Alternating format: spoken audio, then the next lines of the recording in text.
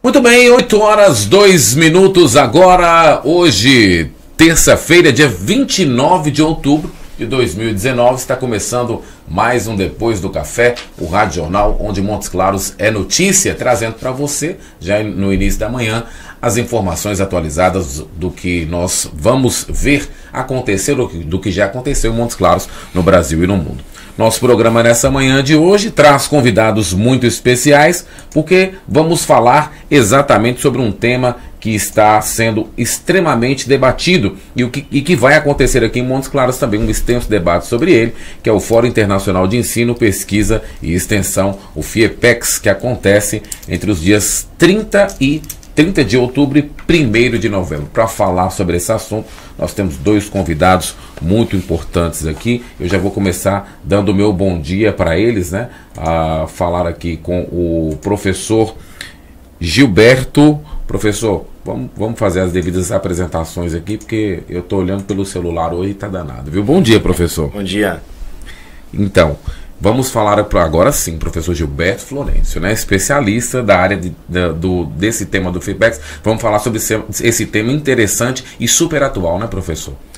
Bem atual, desde meados do século passado a gente tem tentado entender como estar aqui no planeta de forma a manter condições para que as outras gerações também estejam, né? É verdade, né? A gente precisa conseguir isso, né? Vou falar também com uma pessoa muito especial para mim, né? Em função do nosso trabalho e da nossa convivência desde muito tempo, a jornalista, gestora do Departamento de Comunicação e Marketing, representante aí da Coordenadoria de Ensino, Pesquisa e Extensão, Ana Medeiros. Prazer imenso ter a oportunidade de estar falando com você, Ana. Bom dia. Satisfação muito grande para mim poder estar aqui hoje, né, Nairlan, com você, um amigo aí de uma certa data. Longa data, né? Aí essa parte pula, né? A gente deixa de falar, né? Isso, exatamente. Mas com uma amizade muito bacana e unidos também pelo jornalismo, né? Verdade. Aí, professor, tem que falar que eu segui os passos, né? A gente vai nessa linha aí. Tá certo, então. Mas vamos falar sobre o tema importantíssimo, professor. E aí eu gostaria de iniciar analisando com você o seguinte, né? Você falou de que já há bastante tempo o desenvolvimento sustentável é debatido. Então, é um assunto atualíssimo, mas já antigo na questão da análise e de se estar lutando por isso, né, professor? Isso. Em 1962 se publicou um livro chamado A Primavera Silenciosa, né? Silent Spring em inglês. A autora se chama Rachel Carson. Foi um livro que chamou atenção porque, pelo nome, né? Primavera Silenciosa.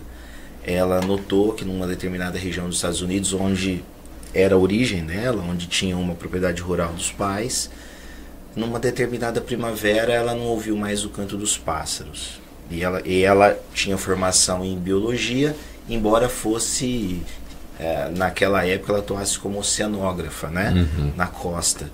Mas aquilo chamou atenção e ela foi pesquisar o porquê ela não ouvia mais o canto dos pássaros. Esse livro a gente costuma colocar como referência desse despertar sobre os impactos da ação humana, né? Isso no século XX, né? Desde então, artigos da academia, como A Tragédia dos Comuns, do Garrett Hardin, foram publicados tentando entender como essa gestão acontece, né? Uhum. Em 1971, já se preparando a Conferência de Estocolmo, que viria a acontecer em 72, houve um encontro chamado Encontro de Funé, né? Em que se apresentaram duas visões completamente diferentes, né? Uma que defendia que o crescimento econômico tinha que parar, porque não havia mais sustentação já em 71, e o outro dizendo, olha, tem países que não se desenvolveram, né? Então como você vai parar o crescimento econômico e deixar um legado de miséria? Sim. Então dessas duas visões antagônicas, né, surge um caminho do meio, que eles falam, olha, tudo bem, então vamos continuar crescendo, mas buscando esse equilíbrio para que todos os países se desenvolvam. Essa foi a semente de 72. Então, em 72 vem Estocolmo, né, a primeira conferência internacional sobre o meio ambiente. Se publica a Declaração de Estocolmo, que muitos têm como o primeiro documento sobre direito ambiental no planeta, né, dizendo assim, modernamente falando. E 10 anos depois, em 82, a ONU também fez uma outra conferência, né, para se discutir os avanços que tinham acontecido naqueles 10 anos, né, de 72 a 82. Em 82, eles acharam por bem criar uma Comissão Mundial para o Meio Ambiente, que rodou o mundo durante 5 anos, e em 87, né, essa comissão é a Comissão Brundtland, né, que deu uma homenagem a Harlem Brundtland, que era a presidente dessa comissão. E essa comissão dá uma definição que até hoje a gente acaba seguindo do que é desenvolvimento sustentável, né? Que é o atendimento das necessidades dessa geração nossa, sem o comprometimento do atendimento das necessidades das gerações futuras. Isso está publicado num documento chamado Nosso Futuro Comum, né? Em 1987. E a ideia central é essa, né? Olha, a gente costuma ter é muito caro pra gente a ideia de isonomia, né? Eu quero ser tratado de forma igual aos outros. Essa dimensão da isonomia pra gente, ela é muito viva no espaço. Olha, em Montes Claros eu quero ser tratado como ele e tal. Mas existe uma dimensão temporal dessa isonomia. Poxa, as futuras gerações devem ter o mesmo direito a usufruir dos bens, né, dos recursos que eu tenho hoje, que meus avós tiveram, que meus bisavós tiveram. Então essa dimensão da isonomia no tempo é a ideia principal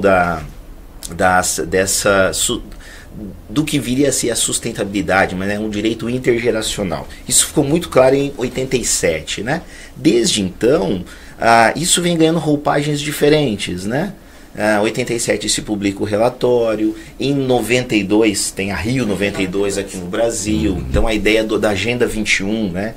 Pensar localmente, pensar globalmente, agir localmente.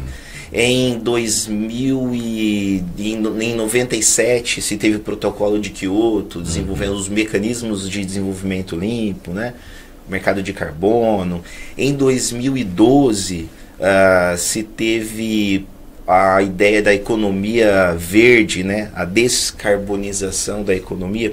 Então, quando a gente fala em ODS, é só o capítulo mais recente dessa ideia de sustentabilidade, né? Professor, não tem como a gente não entrar no campo geopolítico da coisa. Nós temos, por exemplo, uma reunião, né, e aí você discorreu historicamente muito bem sobre como essa ideia de desenvolvimento sustentável e as ações inclusive aconteceram, mas nós temos uma união das nações mais desenvolvidas do mundo girando em torno de se falar sobre essa ideia. Mas no contraponto, né, meio paradoxo assim, a gente tem também o fato de que as que vêm menos se comprometendo com esse desenvolvimento sustentável talvez sejam elas próprias. E aí eu perguntaria ao senhor por que isso acontece, né? Então, elas estão à frente da luta, da reunião de questões, principalmente dos encontros e assim por diante, mas ao mesmo tempo a gente vê pouco esforço das nações mais desenvolvidas para que verdadeiramente esse campo aconteça. Isso é verdade ou é só uma impressão de quem está do lado de fora? Olha, falando já sobre os objetivos, os ODS, né, Objetivos de Desenvolvimento Sustentável, eles se inspiraram nos Objetivos do Milênio. Né? Foi uma série de metas que a ONU traçou. Essas metas tinham por objetivo, né, fornecer, disponibilizar educação para uma série de pessoas, diminuição de mortalidade infantil. Muitos desses objetivos, assim, não tem como falar assim, quase todos, né? Mas só para dar uma ideia geral. Muitos desses objetivos do milênio, as metas que foram traçadas para os objetivos do milênio foram alcançadas. Com base nesse sucesso dos objetivos do milênio é que se teve essa percepção. Então, peraí, vamos pegar a ideia de desenvolvimento sustentável e tentar colocar objetivos, justamente para que esse discurso não ficasse tão vazio, né? São 17 objetivos e entre eles existe uma lógica, né? Mas eles estão estruturados em 3 diretrizes básicas, né? Que é eliminar a pobreza, né? Combater as desigualdades e a injustiça E por último, lutar contra esses impactos no meio ambiente, as mudanças climáticas que hoje se fala, né? A gente tem que ter cuidado quando fala em mudança climática só, porque às vezes a discussão fica restrita em o homem é capaz de mudar a temperatura do planeta, o Sol. Só que por trás disso a gente tem questões muito, muito complexas, que é a perda de biodiversidade, né? E o homem tem sim a capacidade de eliminar a biodiversidade. Sim. Então é muito complexo. Então às vezes a gente simplifica, esse debate fica simplificado. Mas respondendo à pergunta, esses países estão comprometidos? Eu imagino que sim, né? E eu imagino, né? E essa meta, ela foi de 2015. Então os objetivos nós estamos tentando alcançá-los, né? Desde 2015, uma agenda para 2030. Então são 15 anos, né? Nessa de expectativa, né? Desses 15, 4 já foram, faltam 11, né? Eu acredito que sim, né? Na medida em que você coloca o objetivo e em 2030 você vai checar o que foi feito ou não, acho que tem um marco, né? Você me perdoa a questão da provocação, né, do tema, né? Mas é porque exatamente a gente acompanha e talvez acompanha muito rasamente, né? Então a gente precisa de aprofundar, e aí quando a gente tem alguém especializado, e né? A gente aproveita, mas é muito interessante esse debate, porque assim, como você mesmo disse, às vezes a gente tem uma impressão rasa, né?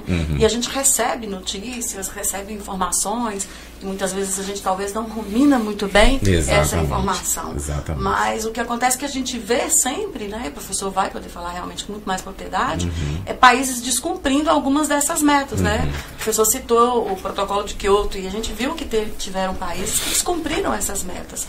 Talvez por isso realmente o questionamento e a indagação na Irlanda. Então a gente fica um pouco com essa percepção. Em 2015 foram 193 países, né, que assumiram esse compromisso. Mas hoje a gente tem que fazer essa distinção, né? Uma coisa são os países, os governos, né, que mudam. Então em 2015 você tinha como presidente dos Estados Unidos o Barack Obama, que se comprometeu, inclusive com o Acordo de Paris, né?